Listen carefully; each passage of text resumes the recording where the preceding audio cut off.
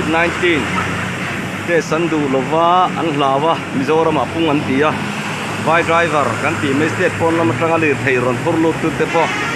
tuna hian Mizoram chuasanin an ret kur zong tene an mani kholam panin an tan le zut mai ni tiang hi kan tin munani ta ka wagin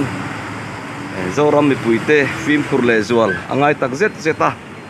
tuna hian engin munange kan din ti po hi thiat thiam har takani hoin nisari ogas sangni somni kolasik dia kona trangin lir thei rit puro po phai lampanga an le zut mai ni an boruak hi ralmuang lo khop mai hen ka porit pur pe kan nia an rit purne an ram lampan turin en pur le zut tamai ni eng din mun nge kan ma chon ti hi mi tin ten kan ka tiam mai ome puru maya bungruan an le zut mai ni